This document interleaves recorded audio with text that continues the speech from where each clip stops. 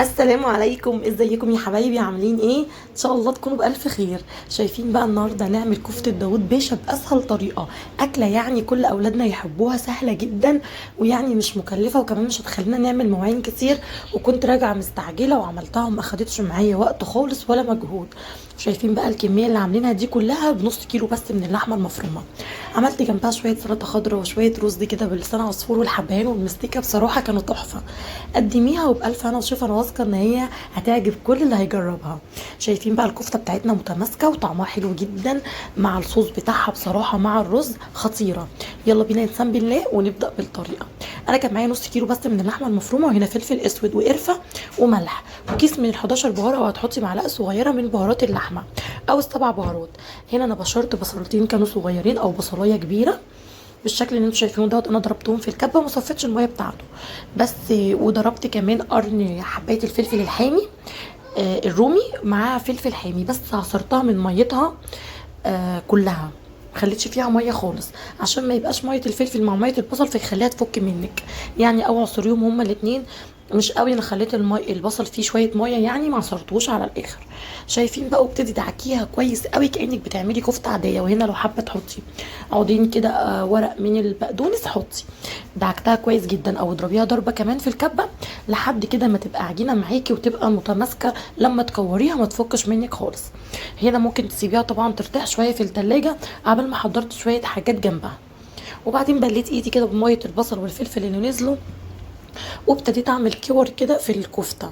انا بعملها كور كده، شايفين بالحجم ده، يعني مش صغيره قوي ومش كبيره قوي، بس يعني الكفته فيها لحم يعني مش صغيره عشان ما تنشفش منك. وابتديت اكورهم بقى بالحجم اللي انتوا شايفينه دوت. قلعت تبقى هنا الجوانتي، وابتديت عشان احس بالكفته وبملمسها، وكورتهم بقى بالشكل ده. شايفين بقى هنعمل كميه قد ايه؟ كميه يعني كبيره جدا، من نص كيلو من اللحمه وهتكفي كل البيت. وبس كده. انا كده بقى خلاص هنولع بقى طاسه على النار ونبتدي نعمل الكفته بتاعتنا. انا الطاسه بدهنها دهنه بسيطه من اي ماده دهنيه، مش بحط فيها زيت كتير، لاني انا جايبه اللحمه المفرومه بتاعتي فيها نسبه دهن، وده كله هينزل معانا في قلب الطاسه، فما بحبش احط دهون كتير. ابتدي حركيها بس كده وبالراحه عليها قوي، انت بتقلبيها عشان ما تفكش منك لحد ما تاخد معاكي لون كده وتتشوح. وبعدين بشيلها بقى في طبق على جنب بالشكل دوت. ودي كل الدهون اللي نزلت منها. هنزل عليها كده بمعلقه كبيره من الثوم المفروم، وابتدي قلبيه. انا الثوم كنت شايلاه في الفريزر، ابتدي قلبيه كده لحد ما يبتدي ياخد لون معاكي. هنزل عليه بقى بمعلقه كبيره كده من معجون الطماطم ورشه السكر. ما تنساهاش اي معجون طماطم، صلصه بنحطها معلبه ما تنسيش فيها السكر عشان هيفرق قوي، مش هيخليه فيه حموضه كده ومش هتتعبوا من الاكله خالص. ونزلت عليها بكوبايه كده من عصير الطماطم. ونفس التوابل بقى هنزل بملح وفلفل اسود، وكمان هنزل بقى ازود بابريكا ورشه من القرفه، رشه من الشطه بسيط، رشه من الكمون. وبعدين ابتديت بقى لما غليت غلوتين 3 نزلت بالكفته بتاعتنا تاني. هتسيبيها على النار من 5 ل7 دقايق عشان تتاكدي ان الصوص بقى بتاع اللي احنا عملناه بتاع الطماطم دوت دخل في قلب الكفته. انا حطيتهم في الصينيه وحطيتها كده تحت الشوايه 5 دقايق كده لحد ما تنشف شويه من فوق كده.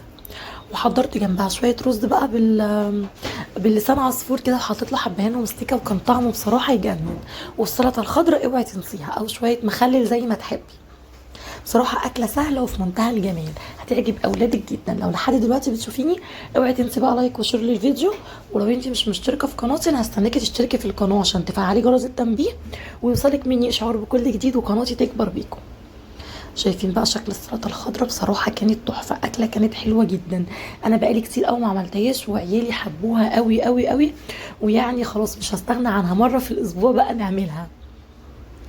يا رب الفيديو يكون عجبكم، واشوفكم على خير ان شاء الله في فيديو جديد. بص انا ماسكه الكفته متماسكه ومش هتفك منك خالص.